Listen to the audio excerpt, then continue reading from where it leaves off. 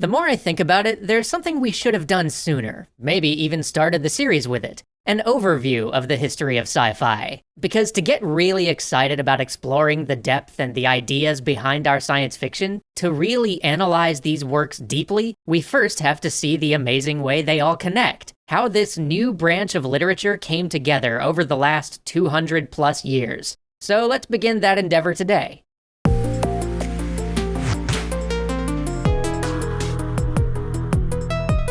For the next who knows how many weeks, I want to take a broad, messy look at the entire history of science fiction, from its origin to its modern day. A crash course, if you will. Because to really get the most out of the deep dive episodes we've been doing, and eventually plan to get back to, I think it'll be helpful to start with an overview, a lay of the land. And the cool thing is that science fiction is at the perfect place for this. The form is just old enough that we can look back and see what mattered, what had a lasting influence, but also young enough that this bird's eye view won't take us years to get through. Now, we're not going to go strictly by chronological order with this, because I think it'll be more helpful to focus on the larger movements or eras of sci-fi, many of which overlap or are smeared out along great swaths of time. And we are inevitably going to miss some things and gloss over others simply for the sake of time, but don't worry, we'll be coming back to everything when this mighty overview is done. So let's get extra sci-fi started again.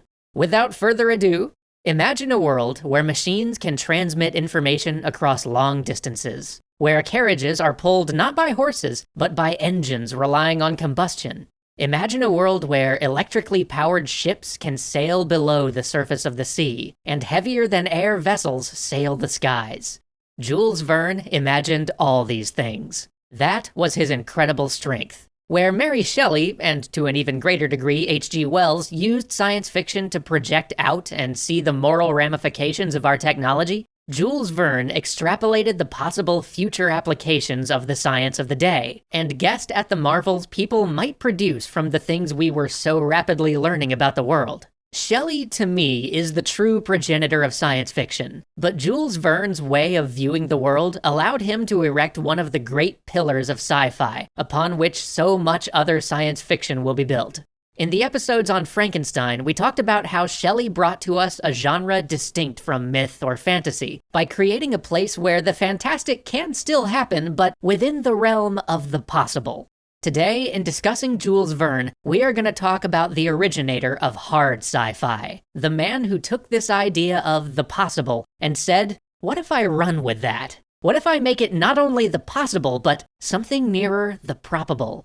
Verne was meticulous in his research, learning from scientists and studying the scientific reporting of the time. His books were filled with technical details that make him somewhat laborious to read today, but the audience of his time ate it up. He was the first truly successful science fiction writer. Shelley and Poe and a handful of others had dabbled in science fiction, but they weren't really science fiction writers. Though some may try to deny it, all of Jules Verne's most successful work was science fiction.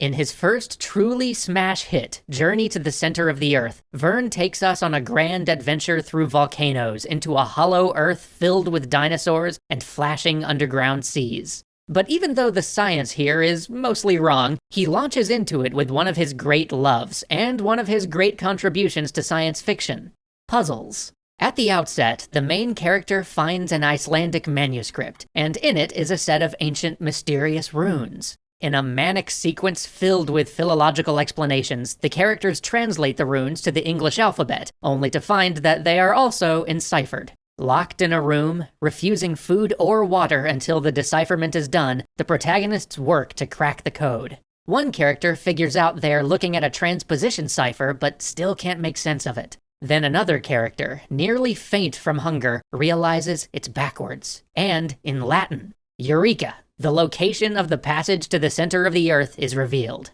Now that is a sci-fi puzzle. This tradition of puzzles of intellect, knowledge, or technology would become rife throughout not only Verne's own work, but through him, science fiction at large. Verne followed Journey to the Center of the Earth with From the Earth to the Moon, because the guy just loved to write about journeys. It was pretty much his jam, and if you think about science fiction and fantasy, from Nova to Lord of the Rings, it's something that so many people picked up on. But this story, which is probably known best to us today from the 1902 silent film, A Trip to the Moon, was a shockingly realistic depiction of space travel for a time when nobody was even really thinking about rocketry. It considered everything from how a human being might survive the acceleration necessary to escape the Earth's atmosphere to how Lagrange points work. And, as Neil Armstrong himself pointed out, Verne even figured out that the best place to launch a trip to the moon would be from the coast of Florida. And if you want a really wild coincidence, Verne named his space gun the Columbiad. Decades later, and with no intent of making reference to Verne's work, NASA would name their own space shuttle, which served basically the same purpose, the Columbia.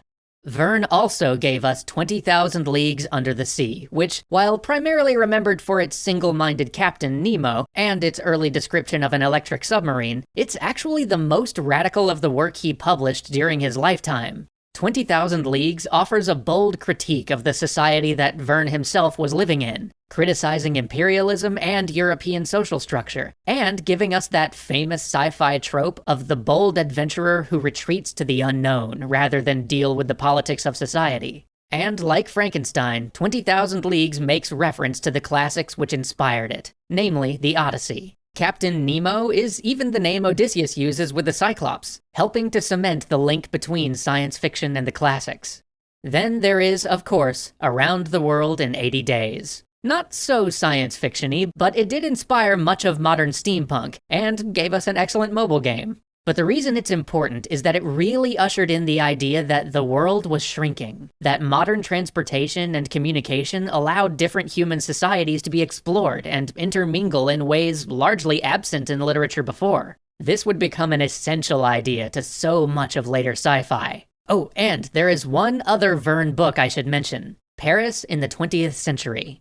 Verne's publisher refused to release it during his lifetime, deeming it too radical. In fact, the book wasn't published until it was rediscovered in 1994, 131 years after Verne wrote it. If you're a Verne fan, that one's worth checking out because it shows us the writer Jules Verne could have been. It's one of the first novels he ever actually wrote, and it's a grim dystopia that warns of some of the social horrors that the technological marvels he predicted might bring.